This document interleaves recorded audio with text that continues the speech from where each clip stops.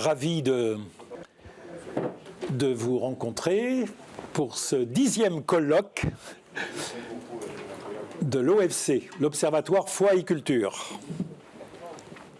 Alors l'Observatoire Foi et Culture est un organisme qui dépend de la Conférence des évêques de France, comme vous le savez sans doute, qui a pris la suite du groupe croyant, je cherche l'expression maintenant, sur l'incroyance. Oui, c'était Incroyance et foi. Voilà, pardon, excusez-moi. Alors donc je suis le président de l'OFC, Monseigneur Herbreteau, évêque d'Agen.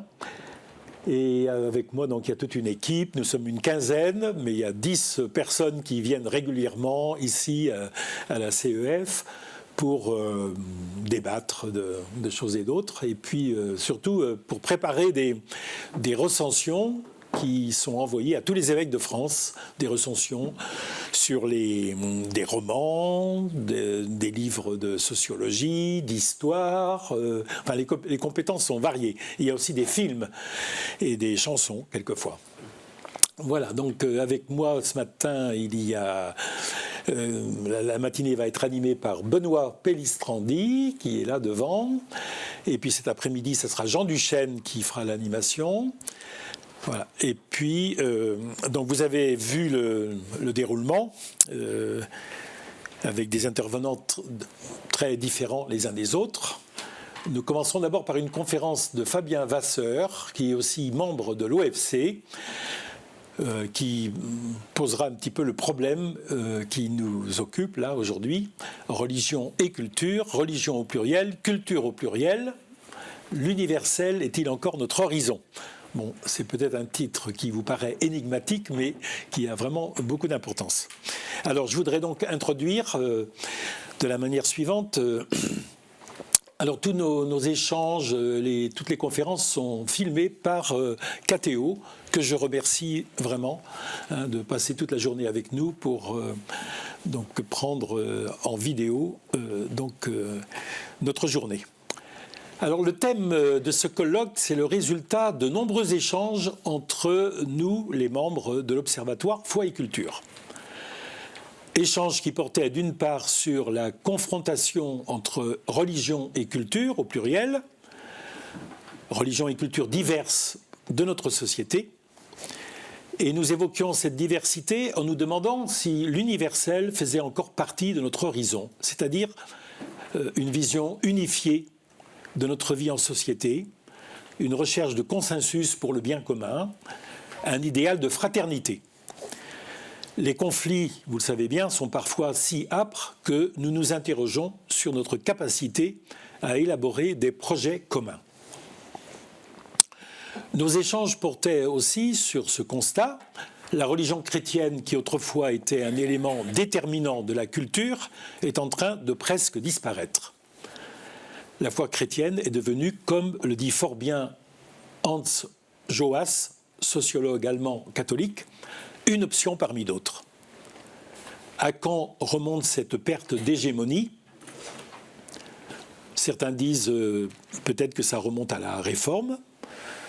Déjà, en son temps, l'historien Jean Delumeau avait fait cette hypothèse, mais je lisais aussi récemment le petit livre du cardinal Joseph de Quézel, donc archevêque de Malines, dans son livre donc Foi et religion dans une société moderne, et lui aussi a plusieurs pages sur la réforme et les incidences que ça a pu avoir ensuite par rapport au statut de la religion chrétienne dans la société. Mais évidemment, il ne faut pas oublier aussi le siècle des Lumières. Nos échanges à l'Observatoire partent aussi du constat qu'une autre religion, l'islam, prend une place importante dans la vie sociale. Oui, l'universel assuré par la religion semble bien compromis. Alors le diagnostic serait de dire, finalement, la sécularisation et la modernisation sont la cause de cette perte de l'universel. Mais que faut-il entendre par universel ?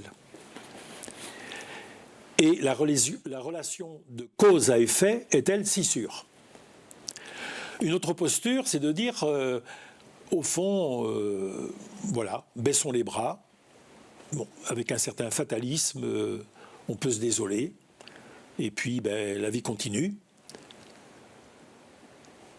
Bon, c'est comme ça, c'est le cours de l'histoire. Ou bien faut-il se lancer dans une rechristianisation avec un esprit de reconquête? Plus simplement, le mieux n'est-il pas de prendre acte du rôle contingent des religions et mettre en valeur les aspects positifs qu'elles peuvent apporter dans le vivre ensemble? Le Concile Vatican II nous aide à vivre ce passage d'une société où la religion chrétienne était l'élément dominant de la culture. Alors entendez par culture les manières de penser, le rapport au monde, le rapport à la nature, les manières de se comporter dans les relations sociales, la conception de l'homme. Donc, passer donc, de cet élément dominant de la culture, qui était la religion chrétienne, à une société plurireligieuse et multiculturelle.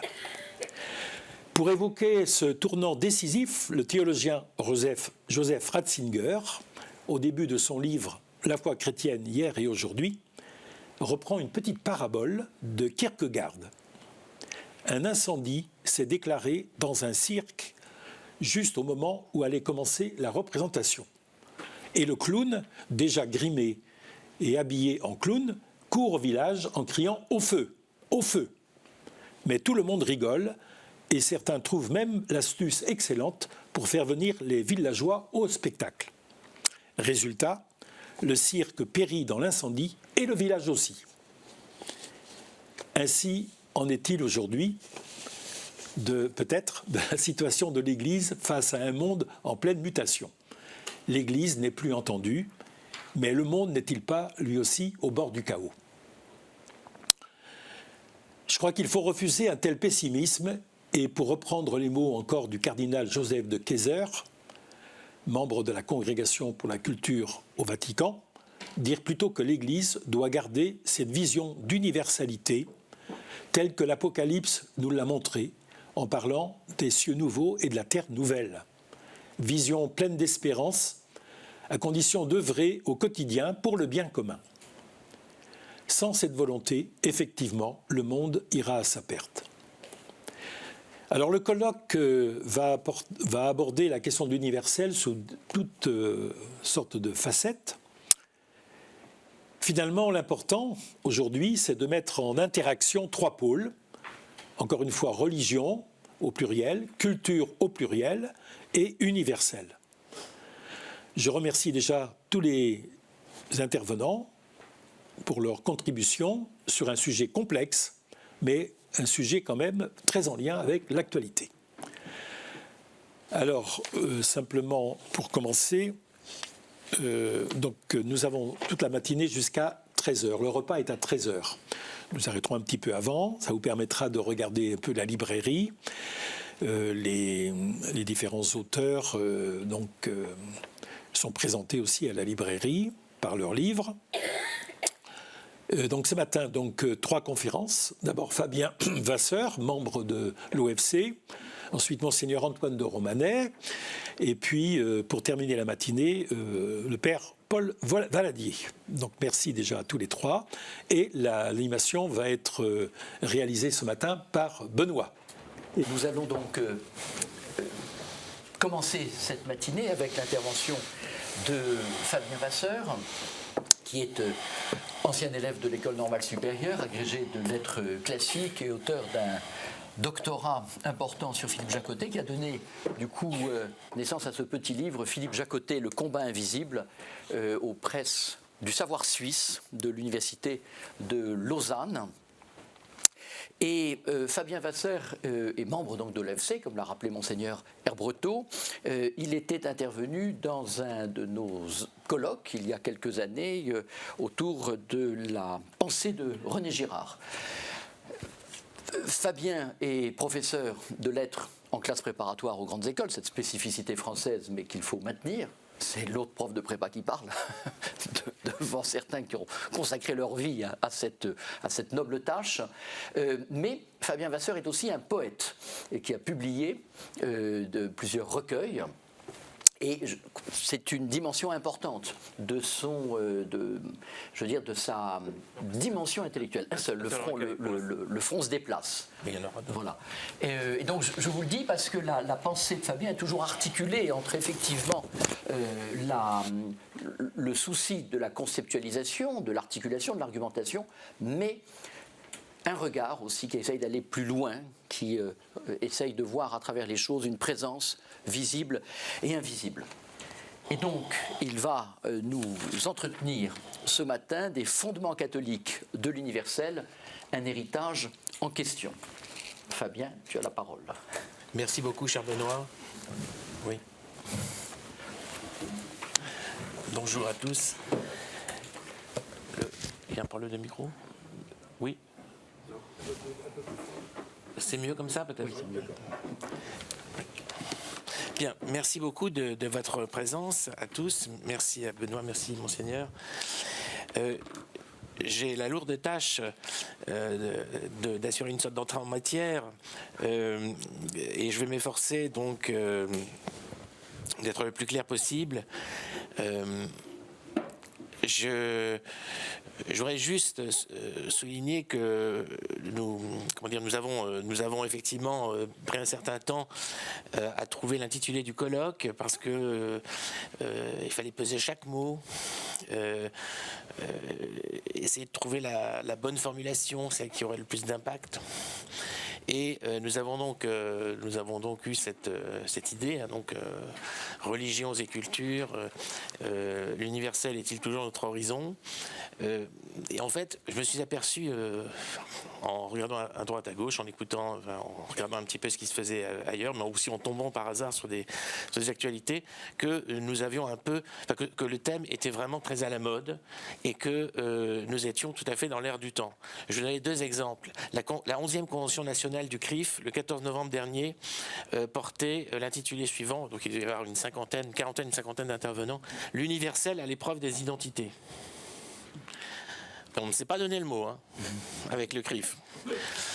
Mais il y a aussi un petit livre qui vient de paraître, un petit livre collectif auquel ont participé entre autres Pierre Manin, Vincent Delcroix, Crise de l'universel, le politique à l'épreuve de la religion. Donc, vous voyez, on est vraiment dans une problématique qui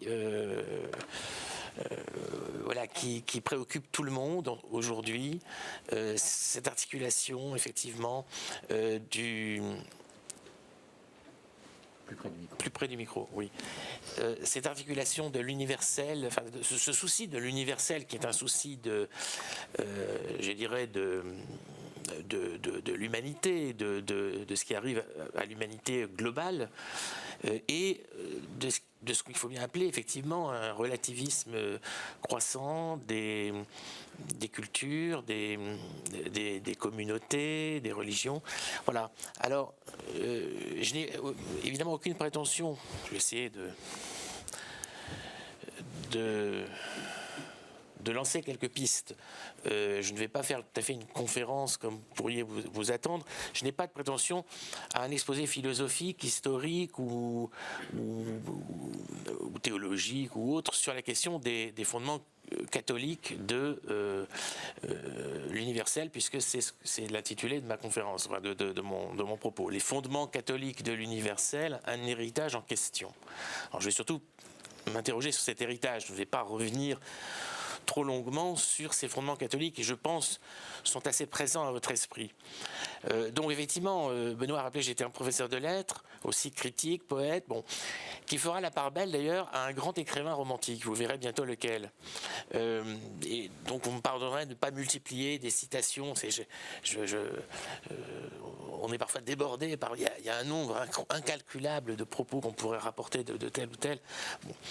Mais comme je suis membre de l'OFC et que j'ai pris une large part au débat Thomas qui ont préparé le colloque, on m'a confié cette lourde tâche de livrer ces pistes de réflexion.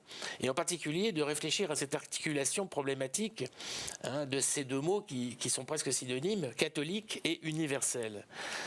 Vous savez que l'un traduit l'autre, puisque catholicos, du point de vue de la totalité, si vous voulez, catholicos c'est un mot grec, et qui se traduit directement par universel. L'Église catholique, c'est l'Église universelle, c'est la même chose, et pourtant on voit bien que ce sont deux mots différents, et qui ont pris des valeurs différentes au cours du temps, et ils ne sont plus superposables. On a le sentiment que l'universel est effectivement englobe, je dirais, la catholicité qui ne vaut que pour l'Église. Mais à travers la notion d'héritage, puisque je parle d'un héritage en question, c'est-à-dire discuté, controversé, mon propos consistera aussi à prendre position, alors je le ferai très brièvement, dans un débat effectivement crucial, qui est celui de la défense des valeurs chrétiennes, ou de ce que Pierre Manin appelle, d'une formule qui m'a frappé dans Situation de la France, on est séparé en 2015, la marque chrétienne d'un pays comme la France, ou plus généralement de l'Europe. Il ne s'agit donc plus de parler de chrétienté, voilà, on sait qu'il y a eu un livre de Chantal Delsol là-dessus. Mais donc, voilà, je vais proposer, si vous voulez, les raisons de défendre cette marque chrétienne à une heure où le catholicisme historique ou culturel semble attaqué de toutes parts, ou en tout cas souvent pris pour cible. Ainsi, à l'heure de la cancel culture, du wokisme, mais aussi de courants chrétiens dynamiques, des mouvements engagés, mais très critiques à l'égard du christianisme identitaire, de ce qu'on appelle le christianisme identitaire, je me ferai l'avocat de l'héritage occidental chrétien, et ce, au nom même de l'universel. En prenant cette notion d'universel au sens le plus large, c'est-à-dire un ensemble de lois et de valeurs qui s'imposent à tous les hommes, je fais d'abord plusieurs constats. 3 constats principaux. Le christianisme, dans la continuité du judaïsme, a infléchi le cours de l'histoire en lui donnant un sens global à la fois temporel et spirituel. Je pense que ce n'est pas contestable. Il s'agit aussi, donc, notre constat, d'une aventure collective qui a permis à l'humanité de progresser, de se civiliser, de s'affranchir de tutelles successives, archaïsme, violence, superstition, esclavage, misère, despotisme, etc. Et vous voyez bien ce qui se cache derrière tous ces mots. Et in fine, de la religion elle-même, dans sa forme autoritaire et contraignante, du moins à travers le mouvement général de sécularisation. Et on sait, vous savez tous, vous connaissez tous la formule de Marcel Gauchet qui a été souvent commentée, reprise, le christianisme est la religion de la sortie de la religion. C'est le christianisme qui nous a permis. René Girard, dont je parlerai aussi, avait une formule extraordinaire pour nous dire justement que la vérité du christianisme avait éteint toutes les mythologies. Il disait « l'incroyance, c'est le christianisme ». Il dit ça dans un entretien avec Benoît Chantre. « L'incroyance, c'est le christianisme ». Troisième constat que je ferai, le monde s'est relativement unifié, sinon uniformisé, sous l'influence dominante de l'Occident et de ses valeurs, si bien que le monde occidental est identifié au modèle judéo-chrétien sur les plans social, moral et culturel, par-delà le plan religieux ou spirituel. À partir de ces constats, on peut faire l'hypothèse suivante. L'universel, tel que l'a défini l'Occident, constitue un héritage religieux, même une fois qu'il s'est en apparence affranchi ou séparé du religieux. Mais on observe qu'une certaine modernité critique entend contester ou relativiser cet héritage qu'elle perçoit comme la conservation d'un modèle dominant qu'il faudrait rejeter ou au moins déconstruire. C'est en particulier le point de vue des partisans du multiculturalisme, pour aller un peu vite, qui mettent en avant d'autres modèles religieux, d'autres héritages culturels. Ce qui est en jeu semble être le glissement de l'universalisme égalitaire, qui garde quelque chose d'abstrait dans son principe général de non-discrimination, à la politique des différences, qui, elle, s'apparente à la discrimination positive. il s'agit de prendre en compte non pas l'égale dignité de tous les hommes, leur identité d'individus libres, égaux et frères, sans aller plus loin, hein, c'est le minimum, l'universalisme, mais la diversité de leurs origines, coutumes, religions, etc. Pour les partisans de la diversité, ainsi, donc l'universalisme abstrait, donc pour donner un exemple, c'est dans sa forme par exemple républicaine. Aujourd'hui, la République, la laïcité également, cette neutralité particulière. Donc l'universalisme abstrait cacherait encore une ancienne et bien concrète domination.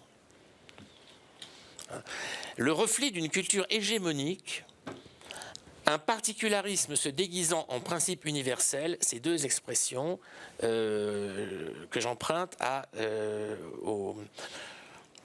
au théoricien du multiculturalisme Charles Taylor, hein, le philosophe sociologue canadien. Voilà, il montre bien que ce que nous croyons être l'universel serait en réalité le reflet d'une culture hégémonique, un particularisme déguisé en principe universel, ou encore, comme le dit Louis-Georges Tin, hein, qui a été président du CRAN, qui est une figure du multiculturalisme, un uniformalisme. Louis-Georges Tin a une formule assez étonnante: la prétention à l'universalisme n'est pas universelle. Et il donne quelques exemples. Voilà. Bon, on se préoccupe pas de la même façon. Il dit que c'est une spécificité française. Et il dénonce cet uniformisalisme ou la dictature du conformisme universel, dans lequel je pense qu'il englobe justement nos traditions chrétiennes. Mais dans de telles critiques, est-ce le culturel, le religieux ou l'universel qui est visé? Ou les deux? Dans ce cas, défendre l'universel, ce serait aussi défendre ses fondements culturels et religieux, et la réciproque serait vraie aussi. Défendre une culture chrétienne, serait, c'est ce que dit aujourd'hui Michel Onfray, en fait, serait défendre finalement l'universel, un universel menacé. D'où la question, hein, comment aujourd'hui réagir à cette critique dédoublée, à cette double désaffection, mais qui peut prendre une forme offensive, et effectivement avec l'islam en particulier, à l'égard d'une culture de référence, l'Occident chrétien, encore trop voyant pour certains, mais aussi à l'égard de l'universel lui-même, qui n'a pourtant, qui se détache de la préférence occidentale, mais donc un universel qui serait relativisé lui-même et menacé par les communautarismes et la concurrence d'autres systèmes idéologiques. Alors cette introduction est un peu longue, je vais donc faire plus court et peut-être passer un peu rapidement sur quelques rappels, mais il faut rappeler quelques éléments fondateurs de l'universel dans la Bible. Voilà, on peut évoquer l'alliance passée avec les hommes et toute la création après le déluge, hein, avec la figure du juste, Noé, les 10 commandements, bien sûr, le décalogue, qui a une signification universelle évidente par rapport aux éléments, au système juridique complexe du Lévitique, par exemple, qui ne concerne plus aujourd'hui que la communauté juive, les observances strictes. Mais on peut penser aussi à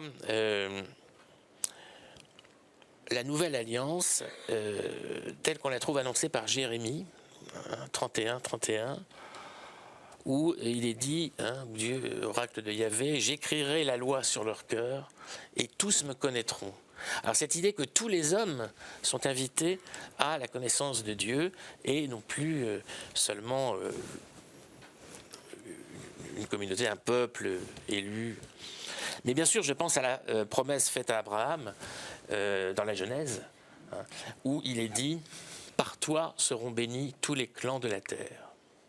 Hein, où tous les clans de la terre, ce qui montre d'emblée, dès l'Ancien Testament, il faudrait dire aussi, c'est pour ça qu'on pourrait parler bien sûr de fondements judéo-chrétiens, hein, ça c'est incontestable. L'universel est d'abord une donnée du judaïsme, une donnée de l'Ancien Testament. Et par toi seront bénis tous les clans de la terre. Cette expression est reprise, hein, vous le savez, dans l'Épître aux Galates, hein, par saint Paul, qui montre son importance. la figure d'Abraham.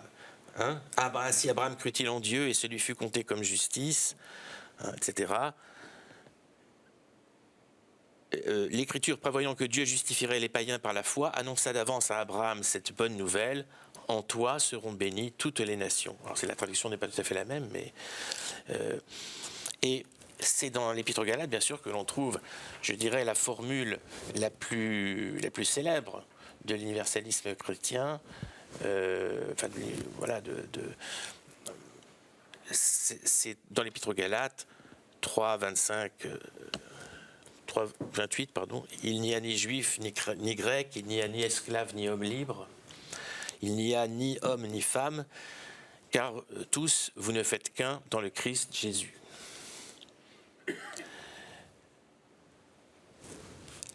Vous ne faites qu'un dans le Christ Jésus. On sait l'influence qu'ont eu de telles formules sur l'universalisme philosophique. Ainsi, chez Michel Serres, dans Rameau, où il montre l'importance de ce passage de saint Paul pour parvenir à l'idée d'une subjectivité universelle, ou encore, mais alors ça c'est très différent, un athée comme Alain Badiou, qui a écrit un livre sur saint Paul, qui s'appelle Saint Paul, la fondation de l'universalisme, et où il est fasciné par cette figure de militant catholique, tout en disant n'avoir rien à faire de la nouvelle qu'il annonce. Il en fait une sorte de communiste, de Lénine, cet autre Marx qu'aurait déjà été le Christ. Alors, ces fondements catholiques, voilà, je les rappelle très brièvement, on en trouverait 1000 formules, 1000 exemples, eh bien, on insiste, sont en train de s'effacer. Et je dirais que je distinguerais 3 types d'effacement de ces fondements catholiques par rapport à l'universel aujourd'hui. Alors, le premier type d'effacement, on pourrait dire que c'est la sécularisation, c'est ce que disait Marcel Gauchet, c'est-à-dire l'universel s'affirme de plus en plus comme non spécifiquement religieux. C'est-à-dire les droits de l'homme, bien sûr, la dénonciation de toute forme de racisme, de discrimination, d'exploitation, la laïcité, ou pour dire les laïcités, parce qu'effectivement la laïcité à la française est bien particulière, mais je dirais toute forme de séparation du temporel et du spirituel rentre dans cette catégorie, si vous voulez. Il y a même le cas particulier de la science, Renan, dont on sait la formation au départ pour devenir prêtre, et qui a renoncé à la foi, qui a perdu la foi, et qui s'est engagé vraiment dans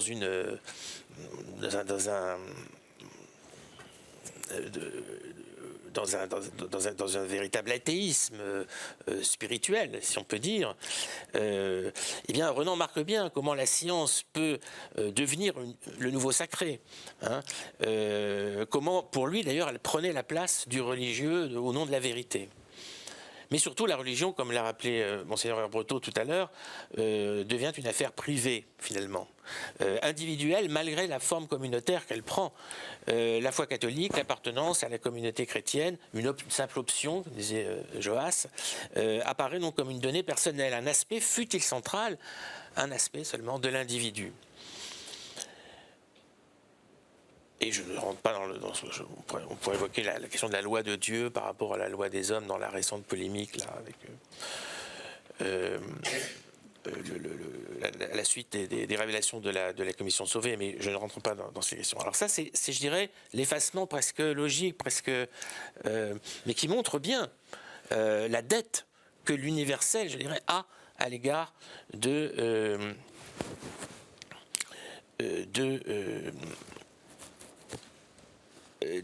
catholicisme. Le deuxième effacement, je dirais, c'est un universalisme militant, que j'appellerais laïcard, qui s'affirme contre un héritage religieux trop voyant. C'est-à-dire, je dirais, c'est la position de Charlie Hebdo. C'est-à-dire qui montre, alors qui souvent réduit le catholicisme à un cléricalisme, au moralisme sexuel, aux abus, aux excès de la tartufferie, de la bigoterie, pour s'en moquer bien sûr. Et il y a un déni relatif de la dette à l'égard du christianisme et dans son apport spécifique. Et l'exemple type de la position de Charlie m'est donné par l'équivalence que font les dessinateurs ou les journalistes satiriques entre toutes les religions et le prétendu droit au blasphème. Et il y a un troisième effacement pour moi qui est peut-être le plus pernicieux, le plus dangereux. C'est la dynamique du multiculturalisme qui conteste la primauté du référent judéo-chrétien dans la société au nom de la diversité culturelle et religieuse, mais aussi au nom d'une forme de repentance. Le catholicisme est en effet assimilé à la civilisation occidentale et à ses crimes, esclavagisme, colonialisme, guerre, destruction de la nature. Et on trouve, il y a une façon d'interpeller finalement la responsabilité de cet Occident chrétien et donc il faudrait donc passer à autre chose et il y a une façon, me semble-t-il, de détourner un aspect du catholicisme qui est la culpabilité, l'humanité fautive, coupable, qui doit être rachetée, ou encore donc le dogme du pardon, de la rémission des péchés. Et je dirais qu'il y a des effets pervers de cette posture autocritique qui, en même temps, peuvent être éclairés par, là encore, un élément fondamental fondateur, je dirais, du catholicisme. C'est précisément ce qu'on pourrait appeler l'invention de l'autocritique. C'est une invention occidentale et c'est une invention catholique, finalement. Et elle est détournée, me semble-t-il, par ceux qui s'en prennent au modèle chrétien, à ceux qui de plus en plus assiégés osent encore se dire fiers d'être chrétiens. On leur demande de se faire discrets, on leur renvoie aux erreurs du passé, on les renvoie à leur devoir d'humilité, voire d'humiliation. Mais ce qu'on ne voit pas, si vous voulez, c'est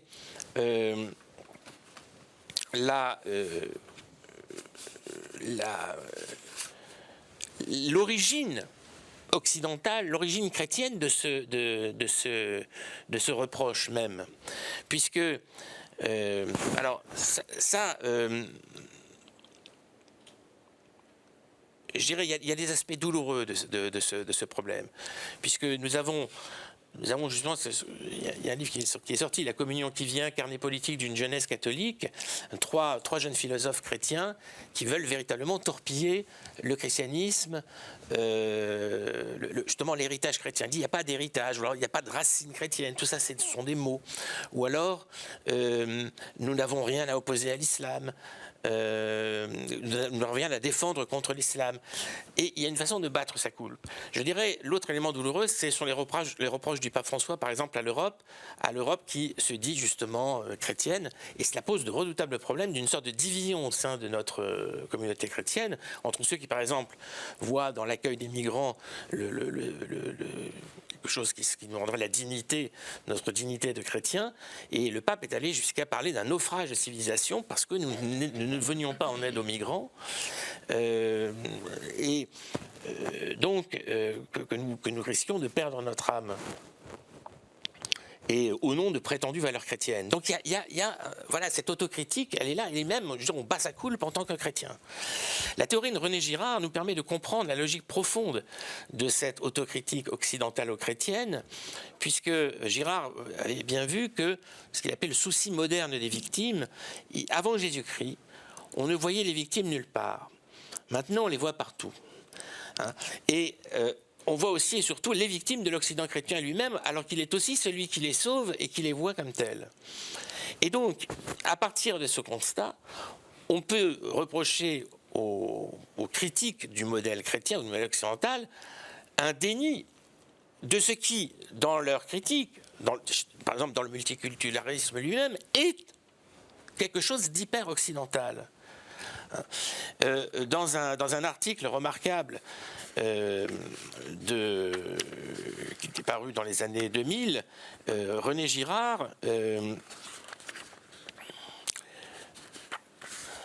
excusez-moi.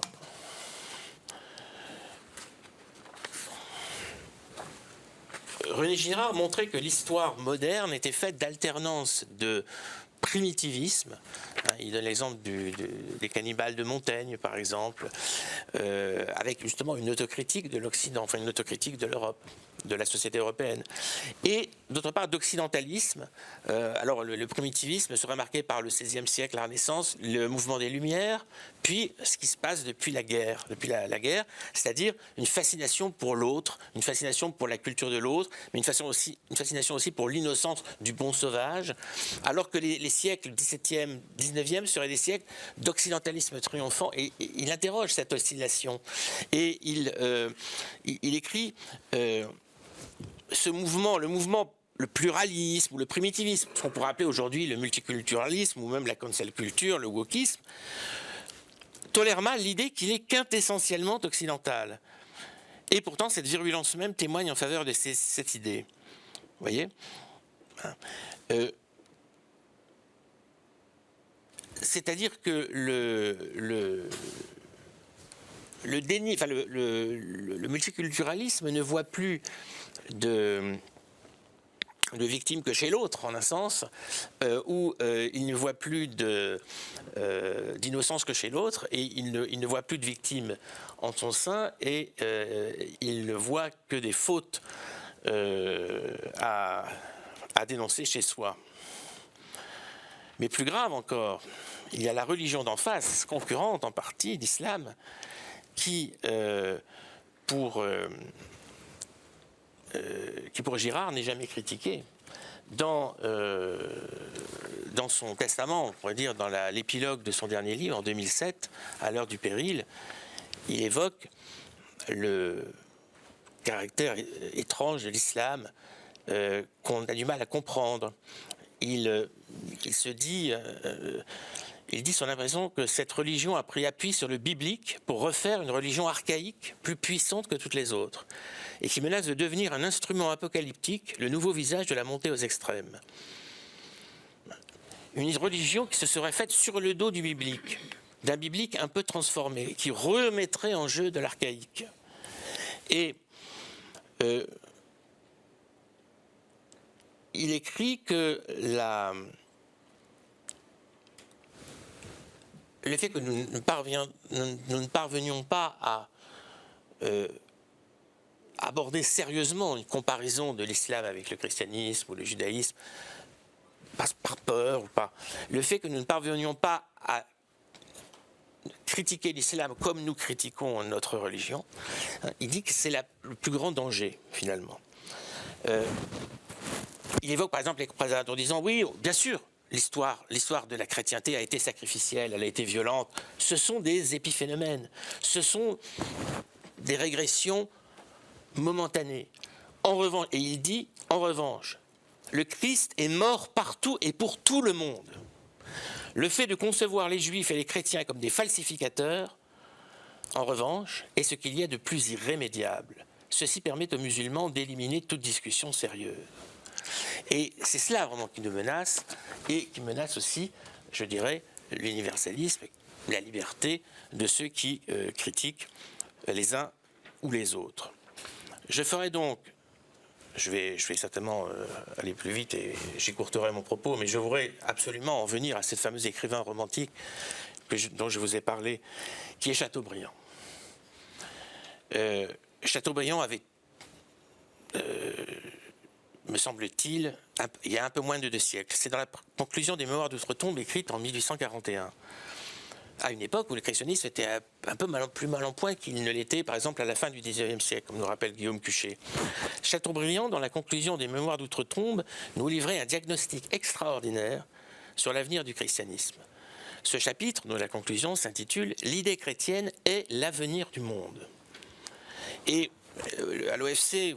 les membres de l'OFC savent, je les assomme un peu trop souvent peut-être avec ces citations de ce chapitre, mais je voudrais souligner, peut-être que je terminerai par là aujourd'hui, et je me contenterai peut-être en discussion d'aborder les points de ma dernière partie ou de ma conclusion, c'est que ce qui m'a frappé, c'est le caractère absolument saisissant de ce texte visionnaire qui, me semble-t-il, anticipe la déchristianisation de notre temps et envisage l'espérance qui permet, on maintient malgré tout l'espérance. Chateaubriand était parfaitement lucide sur la déchristianisation sur le fait que l'universalisme humaniste, les utopies fraternelles de son époque tendaient à le remplacer, avant même que Nietzsche ne parle du crépuscule des idoles, enfin les idoles qui viennent remplacer le Dieu mort. Chateaubriand écrit ceci, je ne sais pas si vous connaissez, c'est un texte célèbre, mais il n'est pas souvent cité, me semble-t-il, aujourd'hui, et je vous en cite quelques extraits. Il me reste. Il faudrait qu'il y ait 24, 5 minutes. Merci. Mes investigations m'amènent à conclure que l'ancienne société s'enfonce sous elle, qu'il est impossible à quiconque n'est pas chrétien de comprendre la société future, poursuivant son cours et satisfaisant à la fois ou l'idée purement républicaine ou l'idée monarchique modifiée. Dans toutes les hypothèses, les améliorations que vous désirez, vous ne les pouvez tirer que de l'Évangile. Au fond des combinaisons des sectaires actuels, c'est toujours le plagiat, la parodie de l'Évangile, toujours le principe apostolique qu'on retrouve. Ce principe est tellement entré en nous que nous en usons comme nous appartenant. Nous nous le présumons naturel, quoiqu'il ne nous le soit pas. Il nous est venu de notre ancienne foi apprendre celle-ci à 2 ou 3 degrés d'ascendance au-dessus de nous. Tel esprit indépendant qui s'occupe du perfectionnement de ses semblables n'y aurait jamais pensé si le droit des peuples n'avait été posé par le Fils de l'homme. Tout acte de philanthropie auquel nous nous livrons, tout système que nous rêvons dans l'intérêt de l'humanité, et aujourd'hui, Dieu sait s'il en existe, n'est que l'idée chrétienne retournée, changée de nom et trop souvent défigurée. C'est toujours le Verbe qui se fait chair. Anticipation de ce que dira aussi Chesterton quand il parlait du siècle plein d'idées chrétiennes devenues folles. Ou même Girard, quand il disait que notre époque était caricaturalement chrétienne dans son antichristianisme. Voulez-vous que l'idée chrétienne ne soit que l'idée humaine en progression? J'y consens. Mais ouvrez, alors je passe peut-être ce passage, et j'en viens à cette extraordinaire prémonition qui montre que l'histoire du christianisme n'est pas terminée et qu'elle nous concerne toujours, enfin l'histoire de ce christianisme universel. Le christianisme est l'appréciation la plus philosophique et la plus rationnelle de Dieu et de la création. Il renferme les 3 grandes lois de l'univers. La loi divine, la loi morale, la loi politique. La loi divine, unité de Dieu en 3 essences. La Trinité. La loi morale, qui inclut justement, qui permet par exemple la disparition de l'esclavage et l'égalité de tous les hommes. Charité. La loi politique, c'est-à-dire la liberté, l'égalité, la fraternité. Vous avez bien entendu. Les 2 premiers principes sont développés, le 3e, la loi politique, n'a point reçu ses compléments parce qu'il ne pouvait fleurir, tandis que la croyance intelligente de l'être infini et la morale universelle la croyance intelligente et la morale universelle n'étaient pas solidement établies. Or, voilà, ce qui montre, alors, je saute un petit peu, ma conviction religieuse, en grandissant, a dévoré mes autres convictions. Il n'est ici-bas chrétien plus croyant et homme plus incrédule que moi. Ce qui renvoie à ce que dit René Girard, la citation de René Girard que je faisais au début, l'incroyance, c'est le christianisme. Loin d'être à son terme, la religion du libérateur entre à peine dans sa 3e période, la période politique.